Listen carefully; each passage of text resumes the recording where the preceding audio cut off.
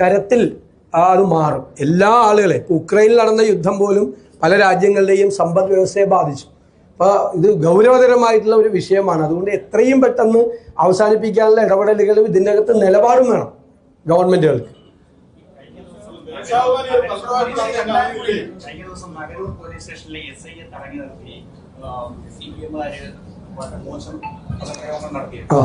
അതായത് കേസുകൾ നിഷ്പക്ഷമായി അന്വേഷിക്കുന്ന ഉദ്യോഗസ്ഥന്മാരുടെ ജീപ്പ്, പോലീസ് ജീപ്പ് മുൻപിൽ കയറി ഗുണ്ടകളെ പോലെ ഒരു കാറ് കൊണ്ടുവന്ന് തടുത്തിട്ട് കേട്ടാൽ അറയ്ക്കുന്ന ഭാഷയിൽ പോലീസ് ഉദ്യോഗസ്ഥന്മാരെ അധിക്ഷേപിച്ചുകൊണ്ട് സംസാരിച്ചു.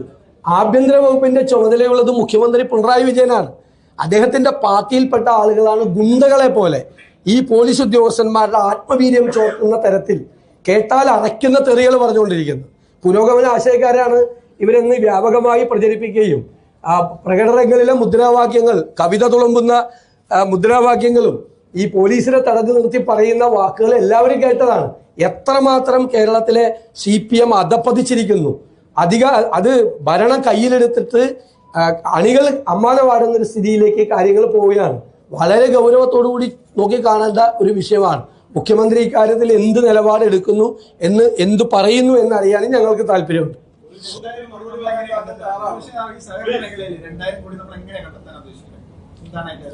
സഹകരണ മേഖലയിൽ ഒരു കോർപ്പസ് ഉണ്ടാക്കണം എന്ന് ഞങ്ങൾ ആഗ്രഹിക്കുന്നു. അതായത് നിക്ഷേപകർക്ക് ഗ്യാരണ്ടി കൊടുക്കണം. നമ്മൾ ഷെഡ്യൂൾഡ് ബാങ്കുകളിലും നാഷണലൈസ്ഡ് ബാങ്കുകളിലും നിക്ഷേപകർക്ക് ഗ്യാരണ്ടി ഉണ്ട്. ഇവിടെ ഉള്ളത് 10 ലക്ഷം രൂപ വരെയാണ് പരിധി നിശ്ചയിച്ചിരിക്കുക. അത് ലിക്വിഡേഷൻ സ്റ്റേജിലേ കിട്ടുള്ളൂ. ലിക്വിഡേഷൻ സ്റ്റേജ് എന്ന് പറഞ്ഞാൽ മൂക്കി പല്ല് വരെ എപ്പോഴാണ് കിട്ടുന്നതെന്ന് യാതൊരു ഇതുമില്ല.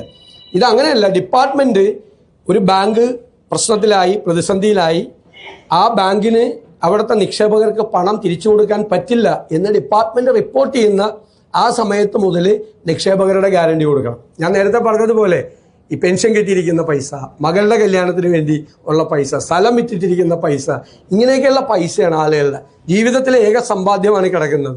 ആ സമ്പാദ്യം നഷ്ടപ്പെടുന്ന രീതി വന്നാൽ സഹകരണ മേഖലയുടെ വിശ്വാസ്യത തകരും. ഇപ്പൊ തകർന്നിരിക്കുകയാണ്.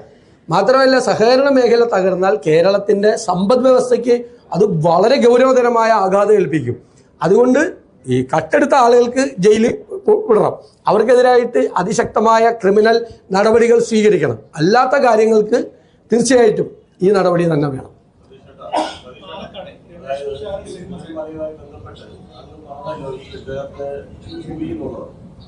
അത് ഞാനും അതിനോട് യോജിക്കുന്നില്ല, തെറ്റാണ്. നമ്മള് ആ സമയത്ത് സംസ്ഥാന പ്രസിഡന്റ് വസീഫ് അവിടെ നിന്ന് എഴുന്നേറ്റ് പോയി അങ്ങനെ ചെയ്തവരെ എല്ലാം പാടില്ല എന്ന് അറിയിച്ചു. അത് ഔദ്യോഗിക പരിപാടിയല്ല. DYFI സെക്രട്ടറി അല്ലല്ലോ അത് ചെയ്യേണ്ടത്. ഔദ്യോഗിക പരിപാടി ഗവൺമെന്റ് ക്ഷണിച്ചിട്ട് വരുമ്പോൾ DYFI നേതാവല്ല അത് ചെയ്യേണ്ടത്. അവിടെ മുഖ്യമന്ത്രിയോ മന്ത്രിമാരോ എഴുന്നേറ്റ് എന്ന് എല്ലാവരും നിശബ്ദരായിരിക്കണം. MLA ഇവിടുത്തെ പ്രധാനപ്പെട്ട ജനപ്രതിനിധിയാണ്. അദ്ദേഹത്തിന്റെ പേര് പറയുമ്പോഴും അദ്ദേഹം എഴുന്നേൽക്കുമ്പോഴും ഒരു വിഭാഗം ആളുകൾ ചെയ്യുന്നത് ശരിയല്ല. ഞങ്ങളാണെങ്കിൽ പറയും, അല്ലാത്ത ആളുകൾ പുറത്തു പോകണമെന്ന് പറയും.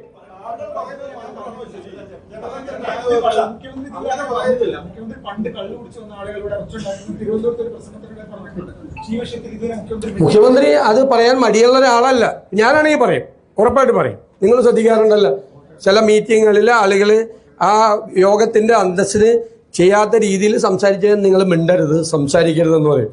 ഒരാൾ സംസാരിച്ചുകൊണ്ട് നിൽക്കുമ്പോഴും നമ്മൾ പറയും, ഇല്ലേ? ഇത് ഒരു ഔദ്യോഗിക പരിപാടിയാണ്.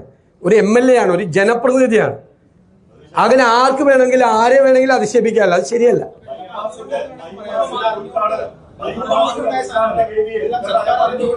നിങ്ങൾ ഒരാൾ സംസാരിക്കല്ലേ? അല്ലല്ല, അത് അവിടെ വന്ന ആളുകളെ നിയന്ത്രിക്കണമായിരുന്നു. അവിടെ പാർട്ടി അതിന്റെ ആ ഗൂഢാലോചനയുടെ പുറകിലുണ്ട്. CPM ഉണ്ട്. അതാണ് ഞാൻ പറഞ്ഞത്. റവന്യൂ മന്ത്രി അദ്ദേഹം അത് പിൻവലിക്കണം. അദ്ദേഹം കല്ല് കയറ്റി വെച്ചിട്ട് പോകുന്നവരെല്ലാം ഞങ്ങൾ എന്നുള്ള അധിക്ഷേപപരമായ പരാമർശം ഒരു ഔദ്യോഗിക പരിപാടിയിൽ റവന്യൂ മന്ത്രി, CPIയുടെ വല്ല പൊളിറ്റിക്കൽ പരിപാടിയിലെ LDFന്റെ പൊളിറ്റിക്കൽ പരിപാടിയിലെ പോയി അദ്ദേഹത്തിന് പറയാം. ഇത് ഔദ്യോഗിക പരിപാടിയാണ്. ഔദ്യോഗിക പരിപാടി അങ്ങനെ പറയാൻ പാടില്ല. ഇലക്ഷൻ ആണെന്ന് ഓർത്ത് എന്തും പറയാൻ പാടില്ല. ചില മര്യാദകൾ ചിലർ കാണിക്കണം. അത് കാണിച്ചില്ല എന്നാണ് ഞാൻ പറഞ്ഞത്. നിങ്ങൾ ശല്യപ്പെടുത്തല്ലേ ദേവി? ഇവിടെ ആളുകൾ ചോദിക്കുക. നിങ്ങൾക്ക് ഞാൻ മറുപടി പറയുന്നില്ല. അല്ല, പറയാൻ പറ്റില്ല.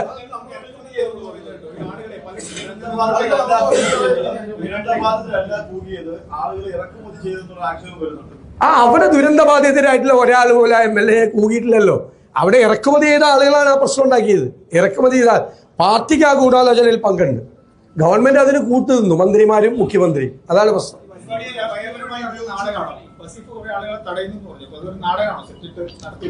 അല്ല, അതൊന്നും ഞാൻ പറയുന്നില്ല. അദ്ദേഹം അല്ലല്ലോ അത് പറയേണ്ടത്. അദ്ദേഹത്തിന്റെ പരിപാടി അല്ലല്ലോ. DYFIയുടെ പരിപാടിക്ക് ക്ഷണിച്ചിട്ട് MLA പോയതല്ലല്ലോ, ഗവൺമെന്റ് പരിപാടിക്ക് പോയതല്ലേ. തീർച്ചയായിട്ടും. പക്ഷെ അത് ആ പരിപാടിയുടെ ഗ്രേസ് കളഞ്ഞു. ആ പരിപാടിക്ക് കിട്ടേണ്ട ഒരു ഗ്രേസ് ഉണ്ട്. നമ്മൾ ഒരാളുകൾ ദുരന്തത്തിൽപ്പെട്ട ആളുകൾക്ക് നമ്മൾ വീട് പണിത് കൊടുക്കുന്നു. ആ വീട് പണി എല്ലാവരും കൂടി സഹായിച്ചിട്ട്, ഞങ്ങളുടെ അടക്കം പൈസ ഉണ്ട്, എൻ്റെയും വിഷുവിൻ്റെ ഒക്കെ പൈസ ഉണ്ട്. ഞാൻ 1 ലക്ഷം രൂപ കൊടുത്താണ്, എല്ലാവരും പൈസ കൊടുത്താണ്, എല്ലാവരുടെയും പണമുണ്ട്, നാട്ടിലുള്ള ആളുകളുടെ എല്ലാവരുടെയും പണമുണ്ട്, കർണാടക ഗവൺമെന്റിന്റെ ഉൾപ്പെടെ പണമുണ്ട്. ഇതെല്ലാം ചെയ്ത ഒരു നല്ല കാര്യമല്ലേ ഒരു വീട് കൊടുക്കുക എന്ന് പറയുമ്പോൾ. ആ പരിപാടിയുടെ ഗ്രേസ് സർക്കാർ തന്നെ കളഞ്ഞു, അത്രയേ ഉള്ളൂ. അവർ തന്നെ ആ പരിപാടി വഷളാക്കി.